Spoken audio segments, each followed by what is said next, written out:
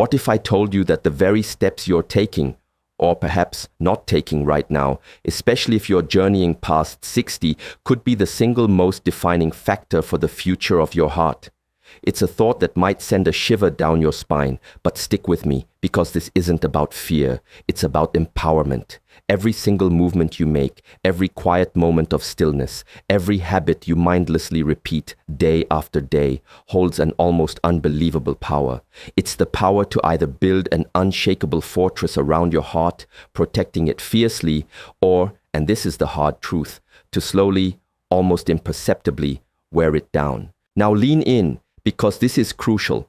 What if some of those exercises you've been diligently doing, the ones touted by well-meaning friends or even fitness gurus, the ones you perform with the absolute best of intentions, are secretly, silently putting an immense strain on the very organ that has faithfully pumped life through your veins for decades?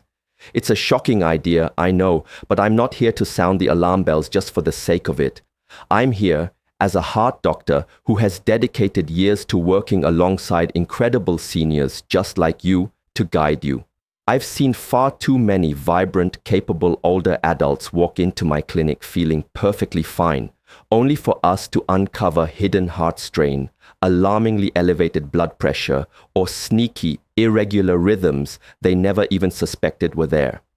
And so often, the culprit wasn't a terrible diet or a lack of trying. It was simply the wrong kind of exercise, performed at the wrong time, or in the wrong way. In this essential guide, I am genuinely begging you to pause, to reconsider, and to stop 9 specific habits and exercises that could be slowly, insidiously damaging your heart. More importantly, we're going to replace them with smarter, safer, and far more effective alternatives, meticulously designed for your unique age, your amazing body, and the bright future that awaits you. Your heart, my friends, deserves so much better, and believe me when I say it is absolutely never too late to give it the profound care it truly needs. Before we dive deep, if you haven't yet joined our community, I warmly invite you to hit that subscribe button and ring the notification bell. That way you'll never miss another health insight crafted especially for you. And hey, if you find this video valuable as we go, let me know by typing a 1 in the comments. If not, a 0 helps me understand how to make even better content for you. Let's begin. Alright, let's talk about something that's gained immense popularity: high-intensity interval training, or HIIT. As we navigate our 60s, 70s, and even beyond, there's often this deep-seated, admirable desire to prove we're still strong, still undeniably capable. We want to show ourselves, and sometimes, let's be honest, the world around us, that age truly is just a number. And so, with the very best of intentions, many incredible seniors turn to HIIT thinking, if it works wonders for the younger crowd, surely it must be fantastic for me too. But here's a crucial truth I need you to grasp deep down. Your heart, after 60 incredible years, simply isn't the same magnificent machine it was at 30 or even 50. What might have felt wonderfully energizing back then could now be a silent, stealthy threat. HIIT, by its very nature, involves these short, explosive bursts of intense effort.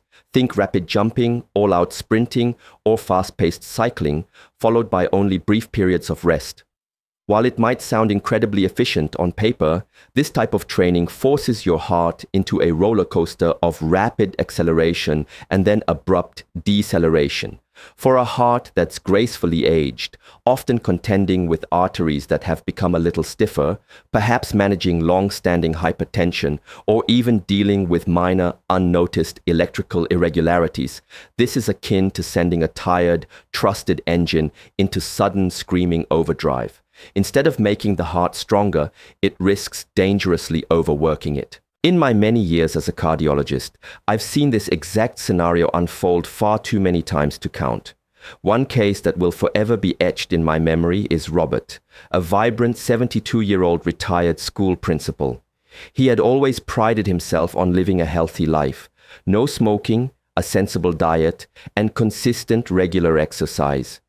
But, wanting to keep up, to feel that youthful vigor, he joined an online HIIT program specifically tailored, or so it claimed, for seniors. It seemed harmless enough, just 20 minutes a day, incorporating jumping jacks, squats, and short sprints in place. Yet, within a mere 3 weeks, Robert found himself in my clinic, complaining of unsettling dizziness and occasional worrying chest tightness. His EKG revealed a new and alarming onset of atrial fibrillation, an irregular heart rhythm that, if left unmanaged, can tragically lead to stroke. He had no prior heart issues, none whatsoever, but when I gently probed about recent lifestyle changes, HIIT was the only new variable. His heart, already carrying the noble weight of time, simply couldn't handle those sudden, intense spikes in demand. And that's the truly insidious part of this kind of stress. It doesn't always show up with a dramatic flare. You might just feel a little more breathless than usual, perhaps a bit more tired, easily chalking it up to just getting older. But inside, your heart is frantically waving a red flag, a warning that's all too easy to miss until it escalates into a genuine emergency. What's truly heartbreaking is that most seniors who embrace HIIT do so out of a profound love. A love for life, for cherished independence, for the simple ability to walk without assistance or to joyfully lift a grandchild into their arms. But love, without the right knowledge, can inadvertently lead to harm. We must train wisely, not just with sheer force. Gentle, steady, and consistent movement is your heart's true lifelong ally. Imagine a peaceful 30-minute walk in the park, slow and intentional Tai Chi, or light, refreshing water aerobics. These activities might not get your heart pounding like a drum, but they lovingly nurture your cardiovascular system. They work to reduce inflammation, they significantly improve circulation, and perhaps most importantly, they don't shock your precious heart into a state of panic. Robert, thankfully, switched his routine to invigorating morning walks and embraced Tai Chi 3 times a week. 6 months later, his heart rhythm had beautifully stabilized, all without the need for long-term medication. That, my friends, is the incredible power of listening, not just to your doctor, but to the profound wisdom of your own body. You don't have to push yourself to the absolute limit to stay vibrantly alive. In fact, for your heart to continue beating strong and steady for years to come, you absolutely have to stop chasing that fleeting intensity and instead start wholeheartedly embracing consistency. But HIIT isn't the only well-meaning mistake I see. There's another kind of movement, perhaps less intense on the surface, but just as risky, often hiding in plain sight, sometimes even disguised as essential core work. This next one might already be a part of your weekly routine, and you might not even realize the potential danger. If you're still with me and finding these insights helpful, please drop a 1 in the comments below to let me know. Now let's move on to our next point. We've been told for decades, and rightly so, that strength often equates to longevity. It's absolutely true. Muscle mass is vital for keeping us moving, stable, and wonderfully independent as we age. So it makes perfect sense that older adults are keen to maintain and even build their strength.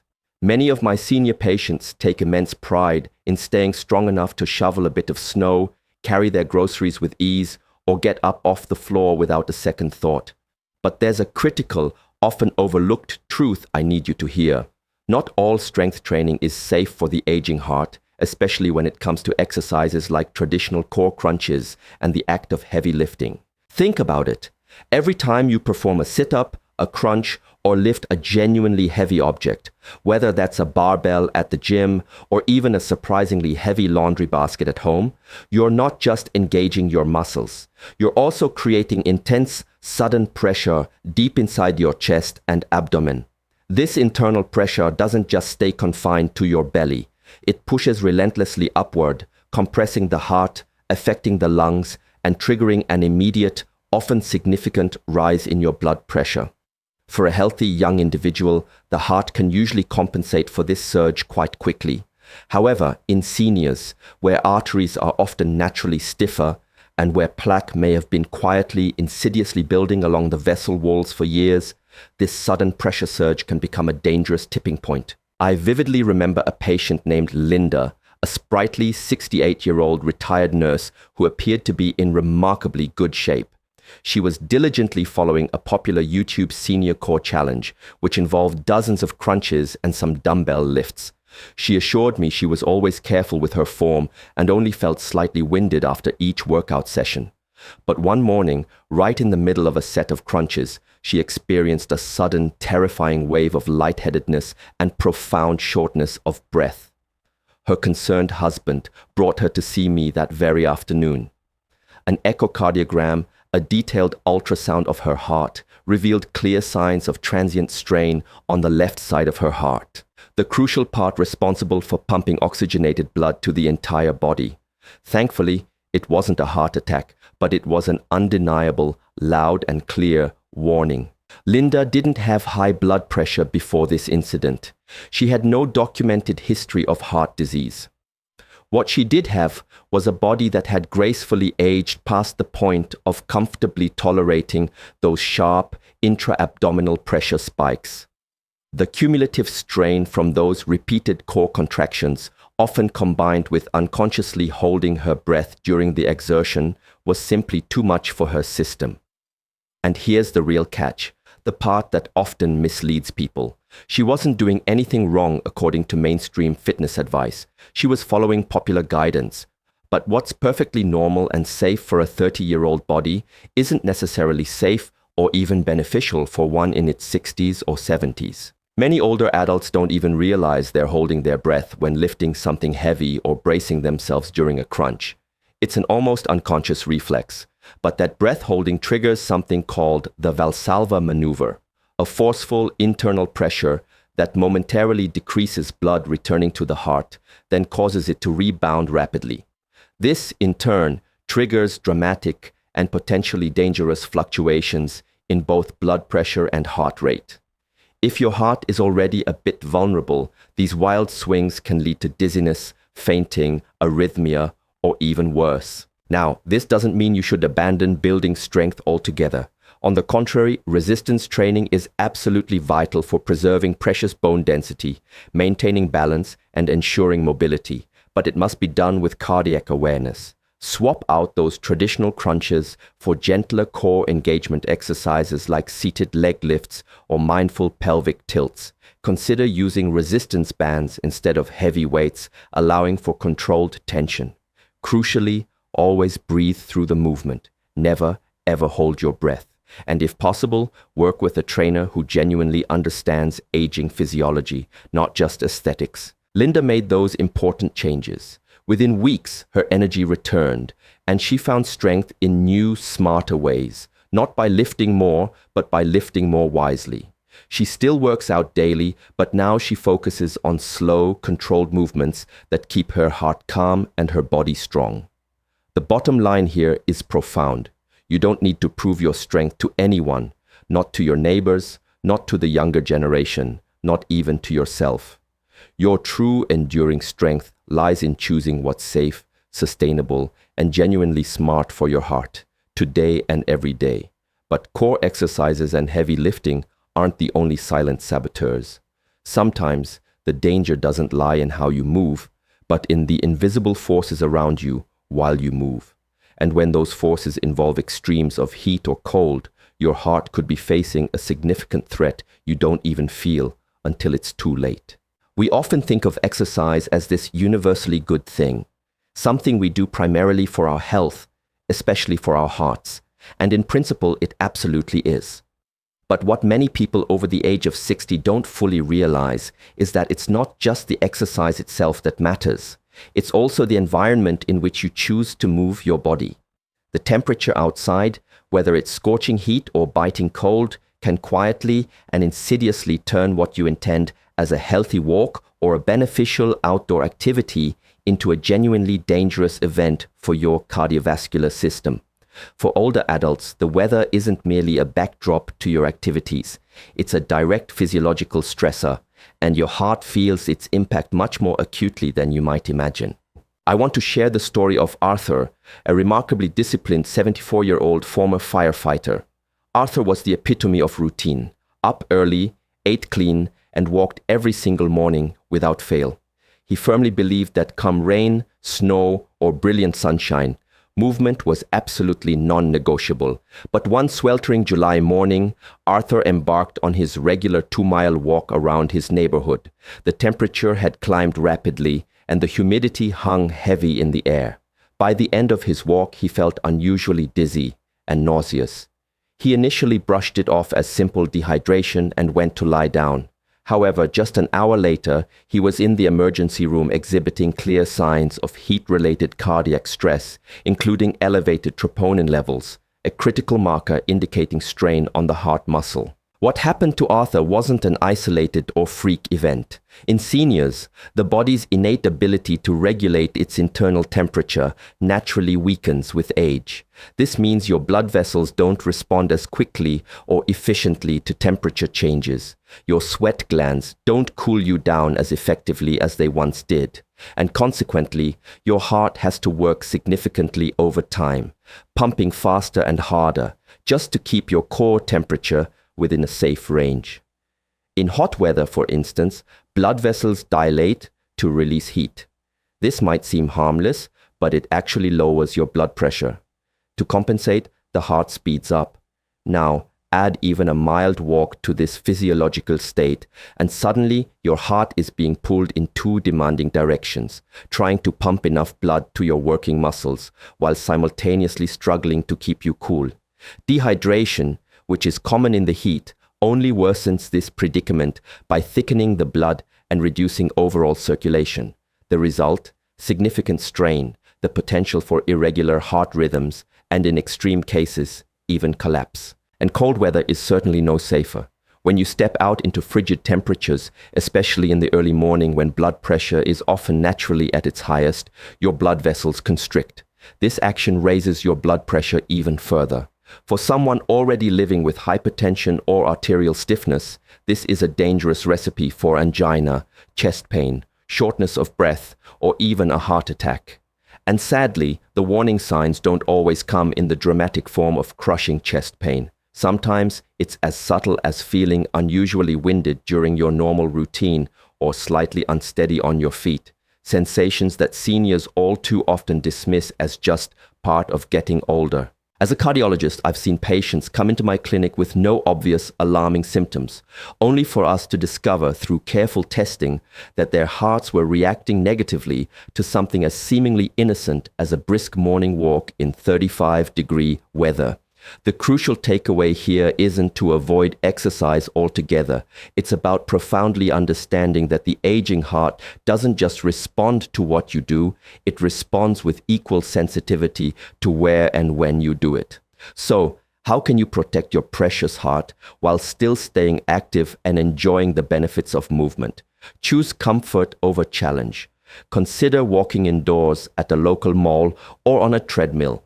Exercise in climate-controlled environments where your heart doesn't have to battle against the weather. If you must go outside, aim for early in the morning during the summer months, before the heat truly builds, and wait until mid-morning in the winter when temperatures have had a chance to stabilize. Always wear layers that you can easily adjust.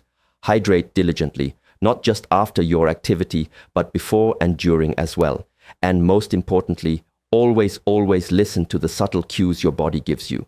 A flushed face, mild dizziness, or feeling unexpectedly colder than you think you should can all be early warning signs that your heart is struggling. Arthur made a full recovery, thankfully, but he now wisely chooses to walk at his local senior center gym, where the temperature is always a comfortable 70 degrees, and the only thing his heart has to manage is the steady, rhythmic beat of his steps. He still walks every morning, he's still wonderfully disciplined, but now he's also profoundly protected. Because you don't need to fight the weather to fight for your health. You need to work with your body, not against the forces of nature. But sometimes it isn't even the temperature or the immediate environment that creates risk. Sometimes the danger is built right into the very style of movement itself, especially the kind that comes fast, suddenly, and leaves your heart scrambling to keep up. And what I'm about to share next may completely change the way you think about active aging. If you're still watching and finding these insights valuable, please let me know with a 1 in the comments. Now let's keep going. There's something undeniably uplifting, almost exhilarating about fast-paced movement, isn't there? The music is often upbeat, your blood gets pumping, and for a moment you feel like you're reclaiming a vibrant piece of your youth.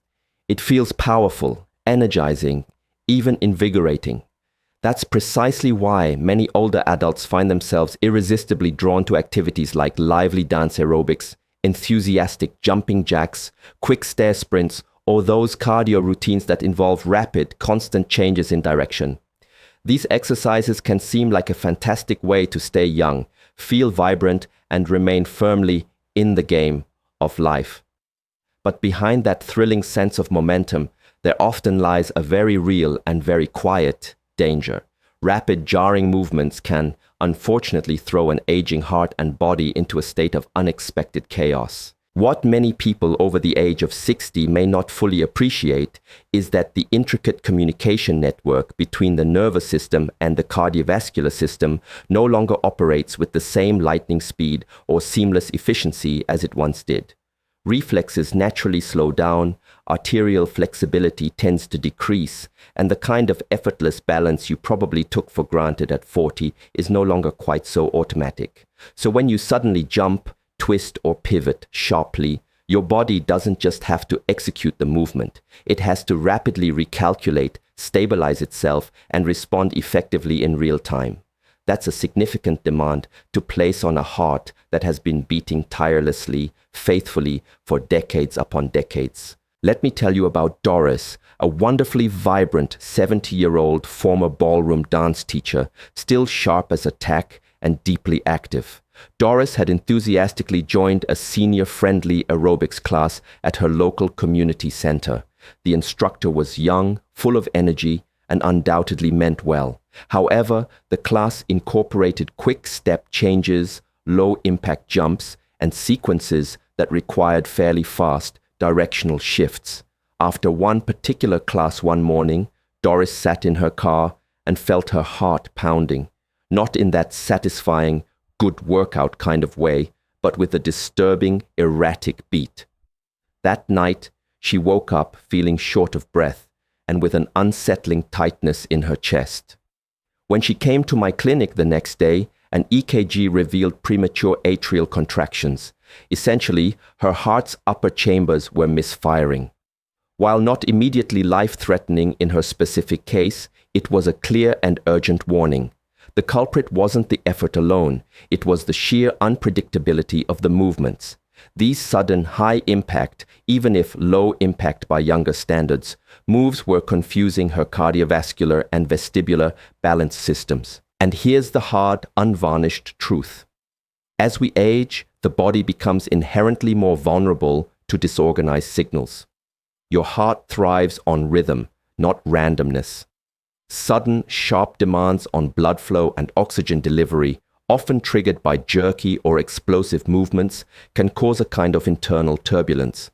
Blood pressure might spike or drop erratically, the heart races to try and keep up, and oxygen delivery can sometimes fall dangerously behind. In those critical moments, something as seemingly small as a misstep can result in a dangerous fall, or, even more concerning, an episode of arrhythmia. It's not just about the heart either.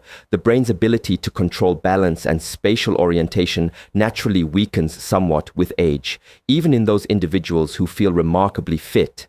Quick turns or the simple act of landing after a hop can cause a momentary, disorienting loss of stability. Add into this mix potentially stiff joints, the possibility of underlying vertigo, or even mild dehydration, and you've effectively created a perfect storm of risk with just a single, ill-advised movement. It's not a sign of weakness to slow down. It is, in fact, a profound demonstration of wisdom.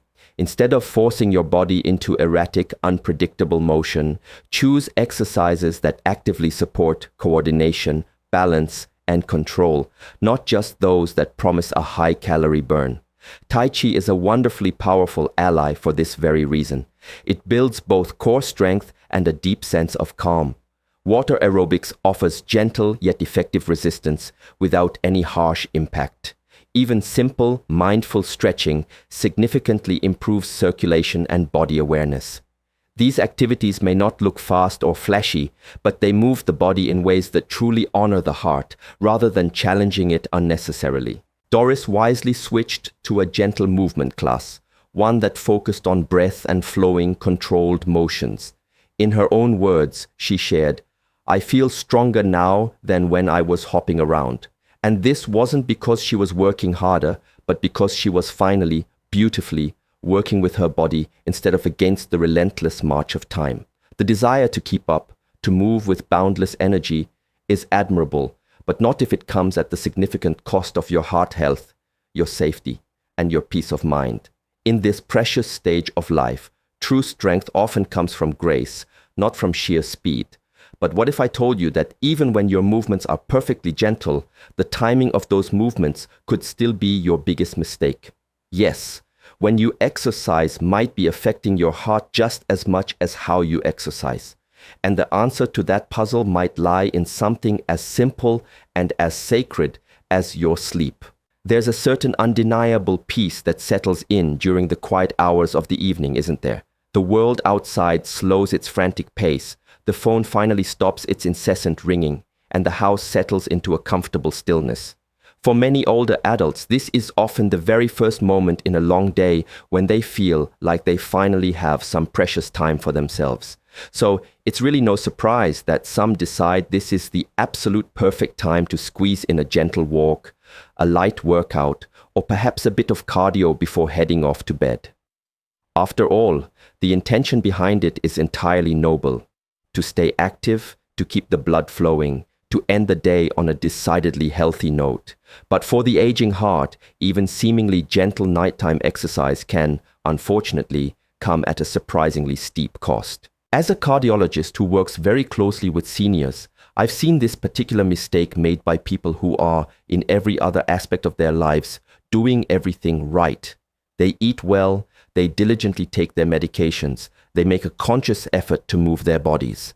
And yet they find themselves struggling to sleep, or worse, they begin experiencing subtle but persistent symptoms of heart strain that seem entirely unrelated to their evening routine. Things like nagging morning fatigue, unexpectedly elevated blood pressure readings, or unsettling nighttime palpitations. One of my dear patients, 69-year-old Evelyn, came to me describing exactly that.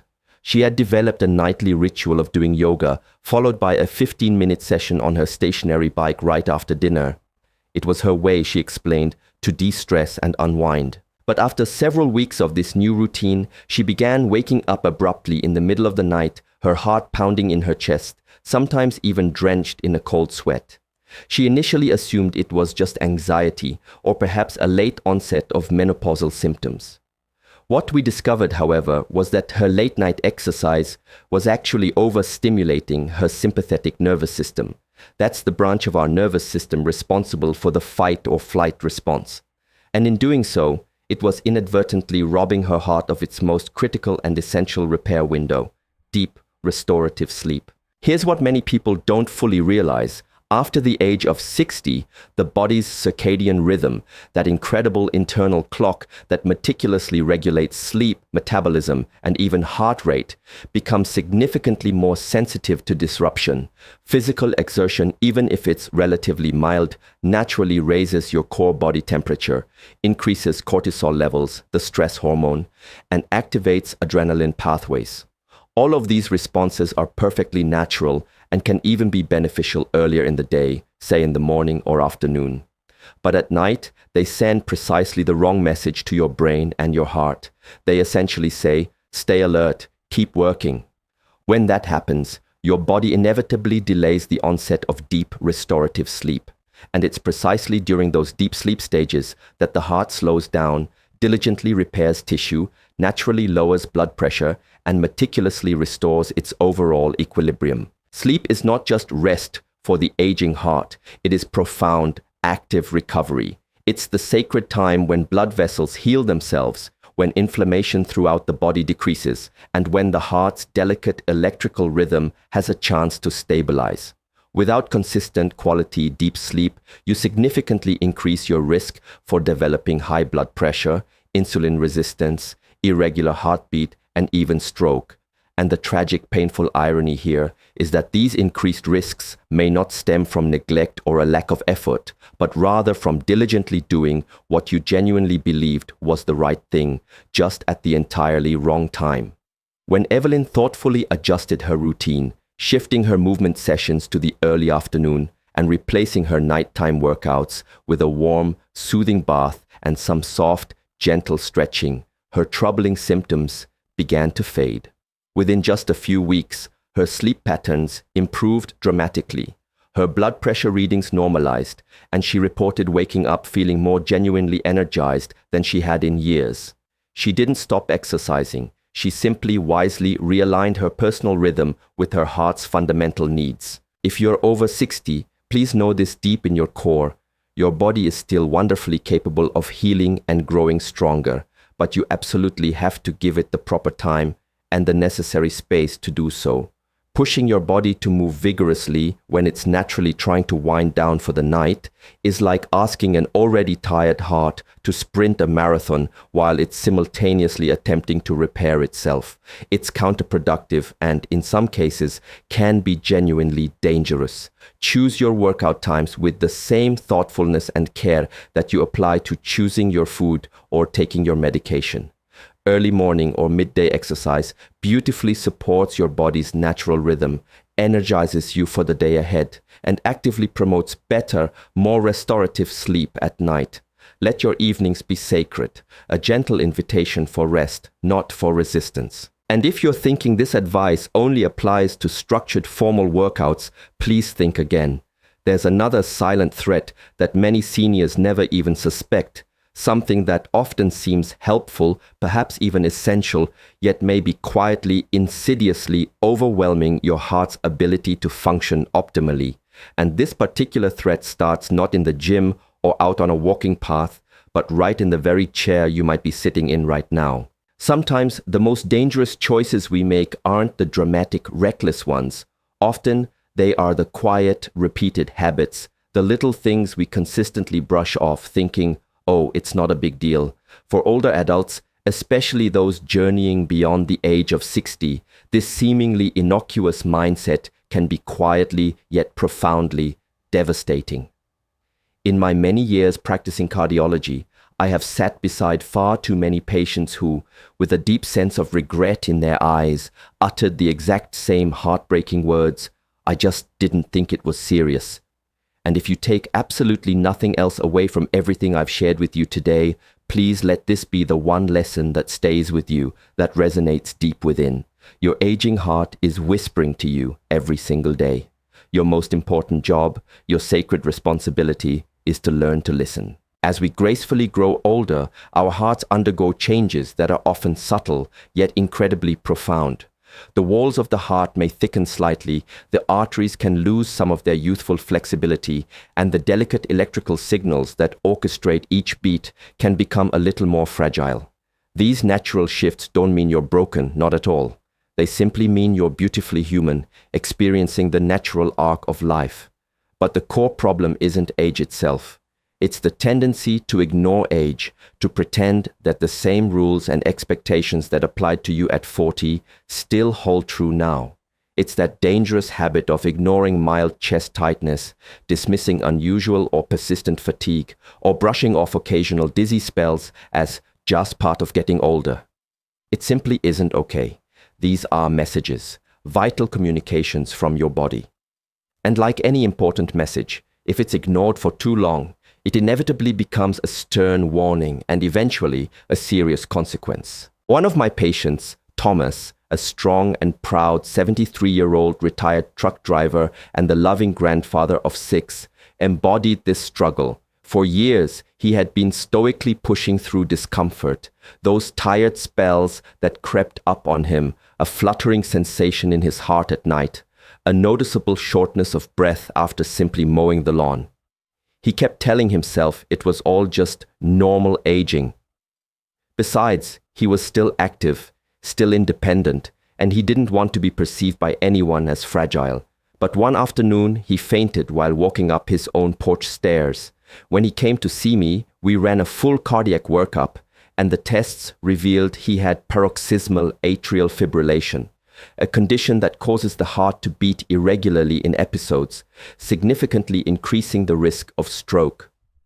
The truly heartbreaking part of his story: his heart had likely been showing clear signs, sending those subtle messages for months, perhaps even longer.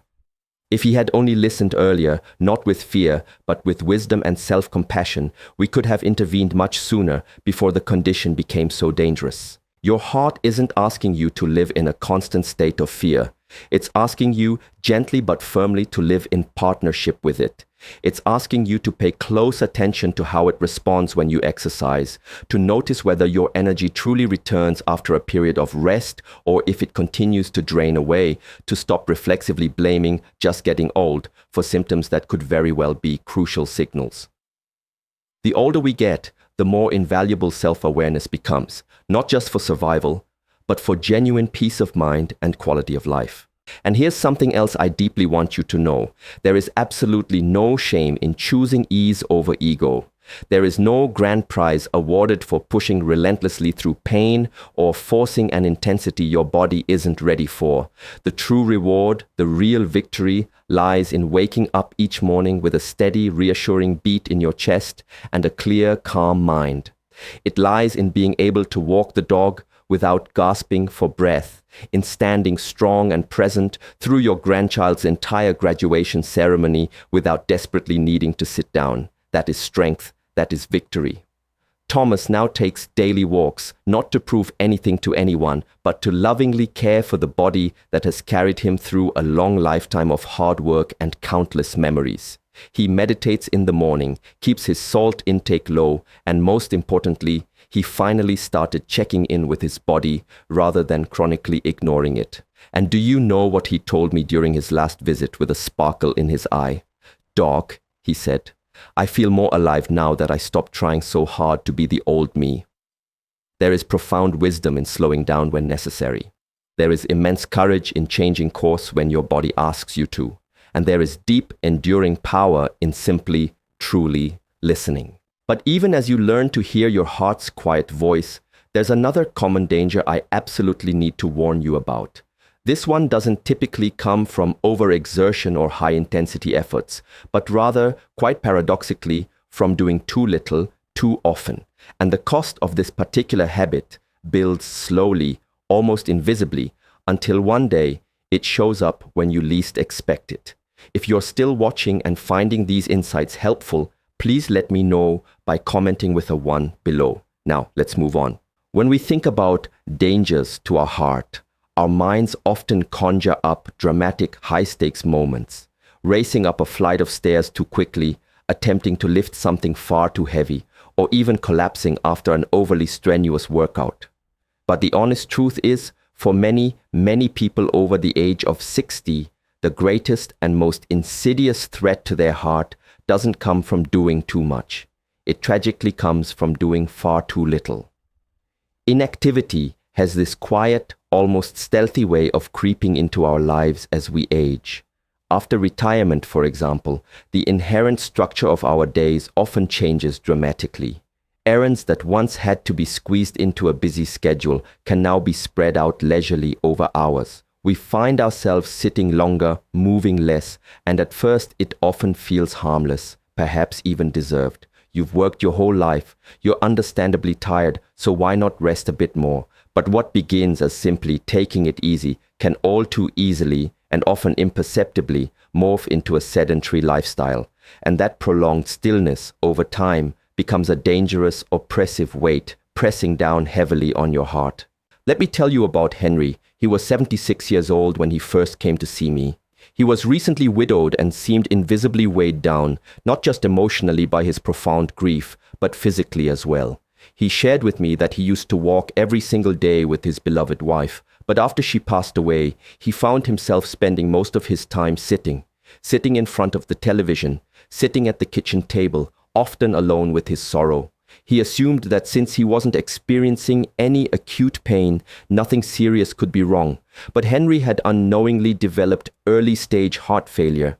His heart muscle had significantly weakened, not because of a dramatic heart attack, but simply because it hadn't been asked to do much of anything for many months. You see, the human heart, much like any other muscle in your body, adheres to the use it or lose it principle. When it's not challenged gently and regularly, it begins to shrink, and its ability to function efficiently diminishes. Blood vessels can become less elastic.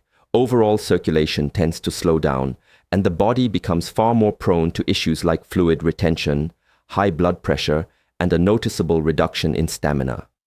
Furthermore, a sedentary lifestyle significantly increases the risk of developing insulin resistance, chronic inflammation, and even depression, all of which put considerable extra pressure on an already aging heart. What makes this situation so particularly dangerous is how incredibly subtle it all is. There's usually no sharp chest pain, no major dramatic episodes. Instead, it's just a gradual creeping loss of endurance. Perhaps the walk to the mailbox feels a little longer each week, or you find yourself a little more breathless with each step you take. These are the seemingly small signs that I earnestly ask my patients to pay very close attention to. Not because I want them to live in fear of aging, but because I desperately want them to understand that movement is not merely optional for a healthy heart. It is absolutely, unequivocally essential. The wonderfully good news, however, is that turning this around doesn't require running marathons or committing to intense gym memberships. For Henry, the journey back began with something as simple as short walks to his mailbox, twice a day. Then, he gradually extended it to the end of the block. Within 6 months, he was comfortably walking a mile each morning, joyfully greeting neighbors he hadn't connected with in years. His blood pressure readings improved significantly, his resting heart rate dropped to a healthier level, and perhaps most importantly, his heavy cloak of grief began to lift, not primarily because of medication, but because of the simple, healing power of motion. Your body isn't asking you to move with ferocious intensity. It's asking you to move with gentle intentionality. Something as wonderfully simple as mindfully stretching while your coffee brews, doing just 5 minutes of gentle chair yoga, or taking a leisurely stroll around your yard can begin to awaken your cardiovascular system. And the more consistently you incorporate these small acts of movement, the more your heart remembers how to function well, how to thrive. Inactivity doesn't just rob you of physical strength, it subtly steals your confidence, your independence, and your overall vitality. But the crucial thing to remember is that it never happens overnight, which means you still have time to change course. You can still protect the precious health you've built over a lifetime. However, while avoiding inactivity is absolutely essential, there's another type of motion that truly deserves your careful attention. A type of motion that often seems simple, even inherently therapeutic, yet could quietly be undermining your heart's safety, especially if it's done without proper guidance. And this next point involves something that many seniors turn to specifically for healing, yet often unknowingly misuse. Not all dangers to the heart, as we've discussed, come from extreme overexertion or, conversely, from complete inactivity. Sometimes the risk cleverly hides within something that looks, on the surface, completely harmless and beneficial: gentle exercise. Activities like Tai Chi, mindful stretching, various forms of yoga, and refreshing water aerobics are all movements frequently and often rightly recommended for older adults. This is because they are generally low impact, inherently calming, and notably easy on the joints, and for the most part, they are indeed incredibly effective at maintaining and even improving cardiovascular health. But here's the crucial, often overlooked truth that frequently gets missed. Even the absolute gentlest form of exercise can unfortunately become harmful if it's done improperly, inconsistently, or without a keen awareness of your body's specific individual needs and limitations. This isn't something most people openly talk about, but as a cardiologist, I've seen it happen again and again in my patients. Consider Lorraine, a vibrant 71-year-old woman who had recently retired and was incredibly eager to maintain her strength and flexibility. She enthusiastically signed up for a senior yoga class that was advertised at her local community center. The instructor was young, energetic, and undoubtedly well-meaning, but unfortunately not specifically trained in working with older adults or in understanding the nuances of potential heart limitations. The movements in the class were generally slow, but they included certain poses that involved prolonged holding of the breath, some rather extreme bending, and surprisingly rapid transitions from standing to seated positions and back up again.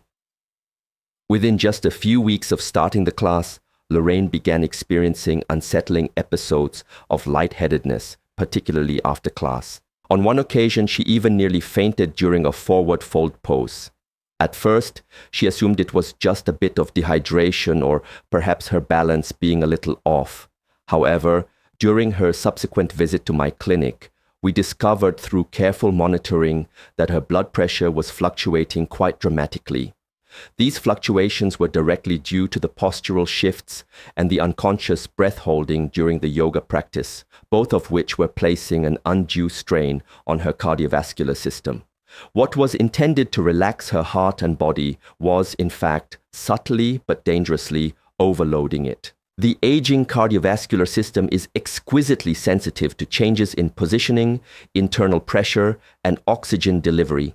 Even something as seemingly innocent as holding your breath for too long during a stretch can trigger what's known as a vagal response, potentially causing a sudden alarming drop in heart rate or blood pressure. Likewise, flowing too quickly through a sequence of poses or rising too rapidly from the floor can confuse the autonomic nervous system, leading to dizzy spells, palpitations, or even an increased risk of a fall. Lorraine didn't need to stop doing yoga altogether. She just needed to wisely adapt her practice. We worked together closely to create a modified routine that strongly emphasized breath awareness, incorporated much gentler transitions between poses, and utilized helpful support tools like yoga blocks and chairs. She now practices 3 times a week in a more therapeutic setting, guided by a certified senior yoga therapist. And the results have been wonderful. Her balance has noticeably improved. Her blood pressure is much more stable, and she beautifully articulates that the sessions now feel truly restorative and nourishing, not risky. As we age, the key to safe and effective exercise is not just what we do, but critically, how and with whom we choose to do it. Even the most inherently beneficial exercises require knowledge, thoughtful intentionality, and a profound respect for the natural changes happening inside your body. Whether you're drawn to yoga, tai chi, or aquatic movement, please ensure that your instructor genuinely understands aging physiology, actively encourages proper breath regulation, and teaches at a pace that allows you to stay fully present and comfortable in your body. Never ever push through discomfort, and never assume that gentle automatically means safe without proper context and guidance. Your heart doesn't need relentless intensity to thrive. It craves consistency, safety, and supportive, mindful movement. Your exercise should feel nourishing and empowering, not destabilizing or worrisome. But there's one final, very significant trap I must warn you about. And this one is perhaps more psychological than purely physical. It's often the most overlooked, yet potentially the most powerful factor influencing your heart's long-term well-being. It's not about how you move your body, but rather about how you think. And the particular belief I'm about to challenge may be quietly, insidiously sabotaging your health every single day. Of all the myriad risk factors I've encountered as a cardiologist over these many years, things like high blood pressure, concerning arrhythmias, poor circulation, and the like, there's one incredibly powerful factor that rarely, if ever, shows up on a medical scan. Yet it can be even more dangerous, more detrimental to your well-being than all the rest combined. It's the insidious, often deeply ingrained belief that you're simply too old to change. It's a mindset that tends to slip in quietly, almost unnoticed. Perhaps you try something new, a different exercise or a healthier habit. It feels a bit hard or unfamiliar, and that little voice whispers, maybe this is just how it is now, I can't do this. Or maybe you hear about another person's inspiring progress, someone in their 70s walking 3 miles a day, or an 80-year-old gracefully practicing Tai Chi, and instead of feeling a spark of inspiration, you feel a sense of disconnection, thinking, well, good for them, but I could never do that. That belief, however subtle and persistent, becomes like a silent, heavy anchor, tied directly to your health, dragging you down. And it doesn't just affect your motivation to try, it actually profoundly affects your physiology. The truth is, your heart, your entire body, listens intently to your mindset. Numerous studies have shown that a positive belief in one's own ability to improve and make healthy changes is strongly linked to tangible benefits like lower inflammation levels, better heart rate variability, a key indicator of heart health, and even a longer lifespan. But conversely, when we adopt the narrative that significant change is beyond our reach, that decline is simply an inevitable part of aging. We naturally begin to move less, we tend to stress more, and we often stop taking those crucial proactive steps towards better health. This in turn creates a slow, steady erosion of vitality, not because your body has inherently failed you, but because your mind has, in a way, stopped actively supporting it. I remember James, an 81-year-old widower and a proud retired Navy veteran. He came into my office after his concerned daughter gently urged him to get checked out. He reported no pressing, acute symptoms, just a pervasive sense of fatigue, consistently poor sleep, and a vague, unsettling feeling that he just wasn't himself anymore. When I asked him about his daily habits, his activity levels, he just shrugged his shoulders and said with a tone of resignation, "At my age, Doc, there's not much point in trying to change things. The damage is done." His tests did show moderate cardiovascular decline, but importantly, nothing that was irreversible. What concerned me most, far more than his heart function at that moment, was his profound sense of resignation, that feeling of having already given up. So I made him a simple, gentle offer. I said, "James, just give me 4 weeks, not for the sake of some dramatic transformation, not to prove anything to anyone, but simply with the humble goal of feeling just a little bit better each day." He hesitantly agreed. We started incredibly small, a few simple standing stretches every morning, a light, leisurely walk in the afternoon, and just 5 minutes of guided breathing exercises before bed. That was it. No grand gestures, no overwhelming commitments. 1 month later, James returned to my office. His eyes were brighter, his handshake was noticeably stronger, and there was a new lightness about him. "I never thought I'd feel this good again," he admitted, a hint of surprise in his voice. His blood pressure had dropped to a healthier range, his sleep had significantly improved, and most importantly, his belief in himself, in his own capacity for positive change, had returned. That shift in belief changed absolutely everything. It effectively gave his body permission to heal, to adapt, to grow stronger again. And that, far more than any medication I could have prescribed, was the true beginning of his recovery. So, if you're listening to this right now and some part of you, however small, has wondered whether it's truly too late for you, whether your best years are irretrievably behind you, or whether meaningful change is still genuinely possible, please let me be unequivocally clear. You are not too old. You are not too far gone. You are absolutely not beyond hope. You may indeed move more slowly than you once did. You may require more rest. But the human heart is astonishingly resilient, remarkably so, especially when it's given the right kind of support and, crucially, the unwavering belief that it's still worth fighting for. But now, after all these warnings, these shifts in perspective and mindset, you might be asking a very practical, very important question. So what should I actually be doing instead? What specific exercises can truly protect my heart without inadvertently hurting it? What movements are genuinely safe, sustainable, and thoughtfully designed for people like me? Well, I've saved that crucial answer for last, and trust me, you won't want to miss it. After everything we've discussed, the risky exercises to avoid, the quiet dangers that can lurk in unexpected places, the mental roadblocks that can hold us back, you may very well be wondering, all right, then what is safe? What can I actually do to truly help my heart, to make it stronger and more resilient? That is, without a doubt, one of the most important and empowering questions you can ask. And I want you to know with absolute certainty that there are indeed exercises and movements that not only protect your precious aging heart, but can actually strengthen it in the precise ways it now needs. They may not be flashy, they might not be incredibly fast, and they probably won't feel like they belong in a high-octane fitness commercial, but they are profoundly, deeply powerful. They are gentle, they are consistent, and they are made for you, not against you. Let's start by understanding what your heart truly needs at this remarkable stage in life. After 60, your cardiovascular system craves rhythm and steadiness, not jarring spikes and sudden shocks. Your arteries respond far better to consistent, smooth blood flow. Your heart's delicate electrical system prefers graceful, smooth transitions, not abrupt, jarring changes. Your joints, muscles, and bones are asking for proper alignment and support, not harsh impact. And perhaps most importantly, your entire nervous system needs a sense of calm and balance, not chaos and overstimulation.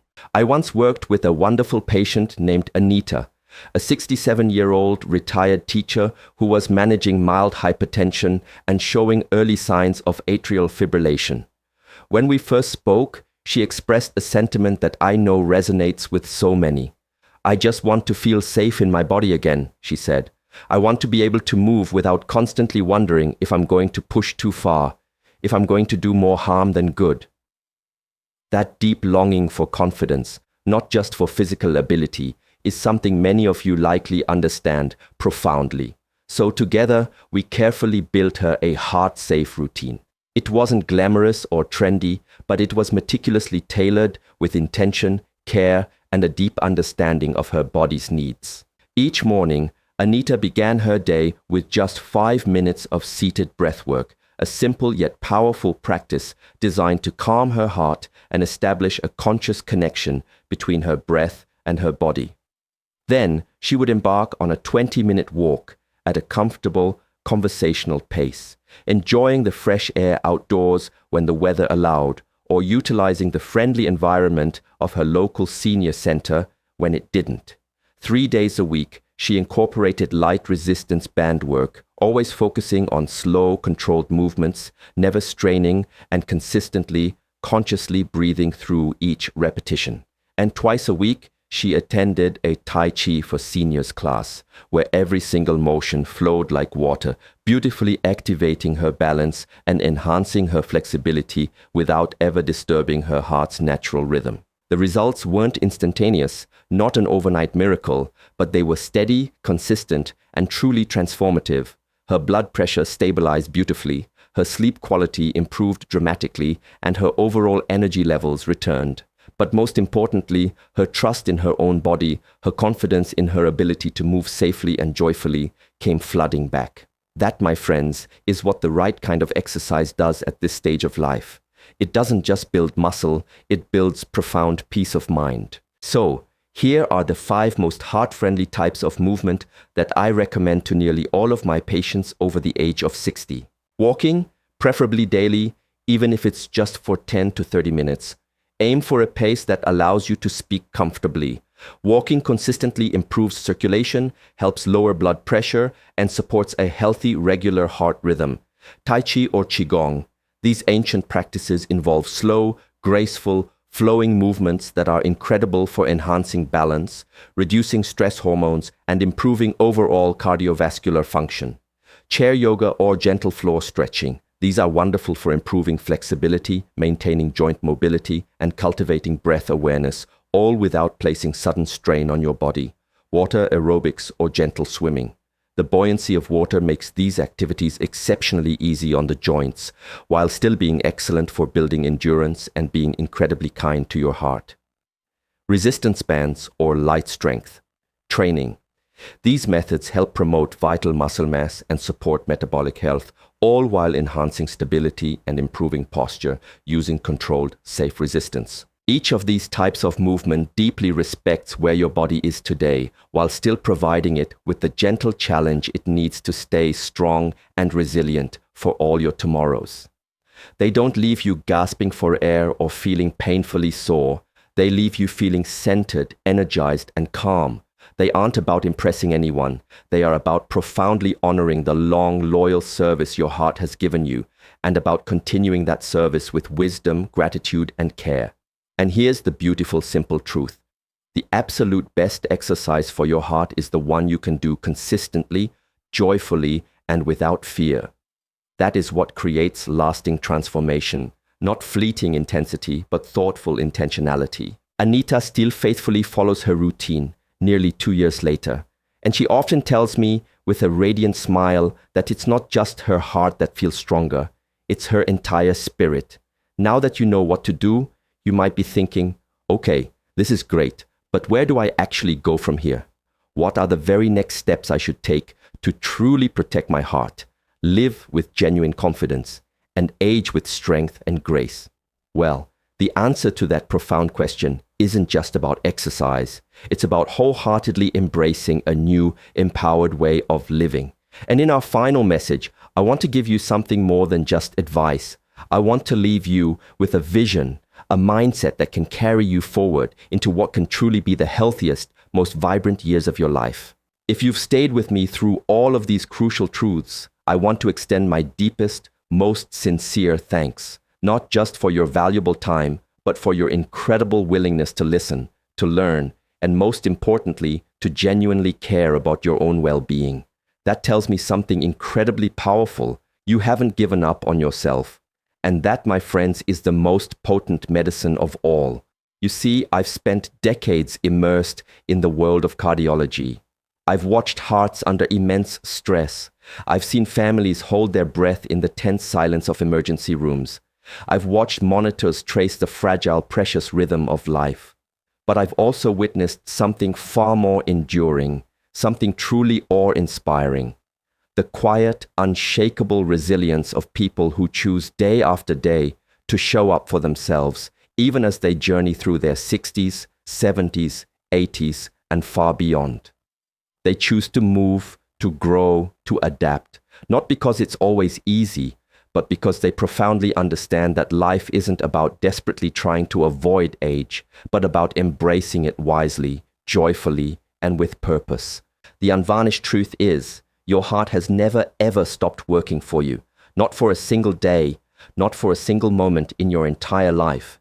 It's been with you through every peak of joy and every valley of loss. It's beaten faster with love, slowed with sorrow. It's faithfully carried you through decades of birthdays, illnesses, holidays, heartbreaks, the joyous arrival of grandchildren, and so much more. And now it's gently, respectfully asking for something in return. Not perfection, not punishment, just presence, just the conscious, loving decision to care for it in the same way it has so tirelessly cared for you. The profound beauty of aging is that we no longer need to impress anyone. You don't need to run a marathon to prove your worth. You don't need to outdo the person next to you in your yoga class. You don't need to lift the heaviest weights or chase the latest high-intensity fitness trends.